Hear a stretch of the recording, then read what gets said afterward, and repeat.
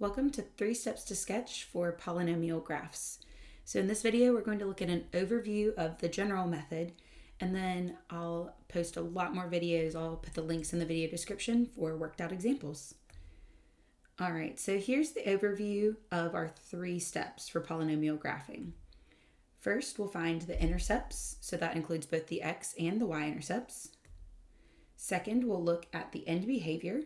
So that's what's happening on the extreme, either end, either side. That's where the arrows are for your graph. And third, you'll actually complete the sketch. So now to look at each step in just a little bit more depth. First, like we said, we find the intercepts. When you want to find the x-intercepts, sometimes you'll hear those called zeros. You definitely want to make sure you're working with the factored form of the equation. So you may need to do some work there.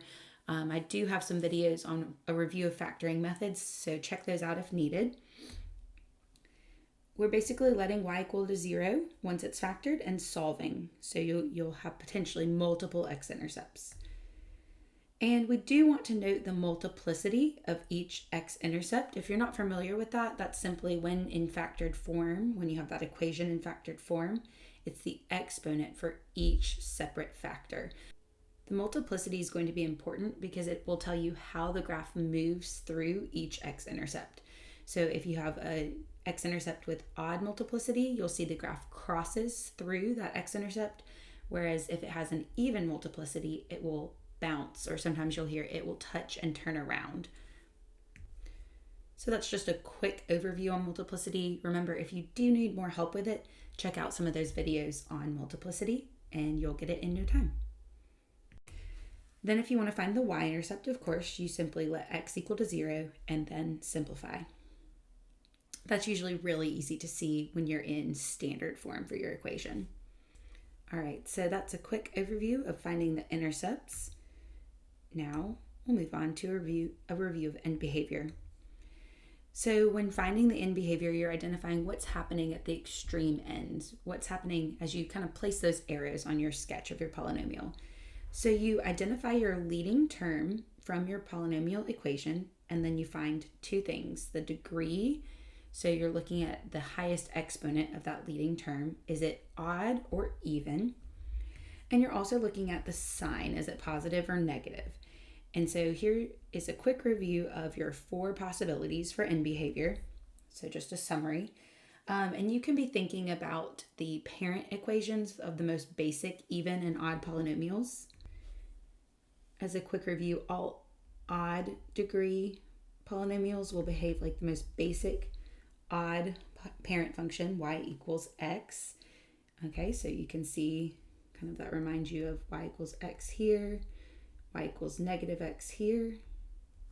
And then the even degree leading terms influence, think to the most basic even parent function, y equals x squared. So positive leading coefficient would look like the regular u, a negative leading coefficient would give the upside down u. So that's where we get the end behavior.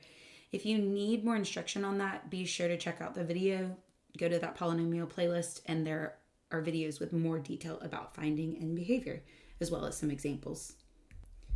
All right, so the last thing before we move on from end behavior, just a quick tip. It's easiest to find the end behavior when your polynomial is in standard form. So you can just more easily see the leading term there.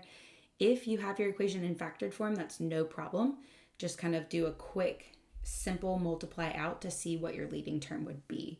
And we'll see that in some of the examples we work. All right, finally, you'll sketch.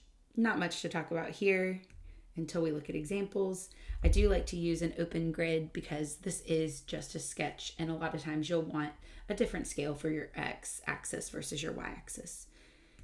So here's the template that I like to use. It's really just an overview of what we talked about. So in step 1, you find those intercepts, kind of have a space to record your information. In step 2, here's a quick template to work through and find the end behavior.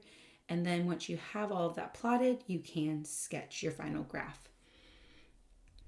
So in general, you'll end up with some kind of smooth, continuous curve here to get a nice polynomial graph. All right, so that's all there is to it. Hopefully this helps give you a foundation for sketching polynomials. Don't forget to check out a lot of the examples. Thanks for watching.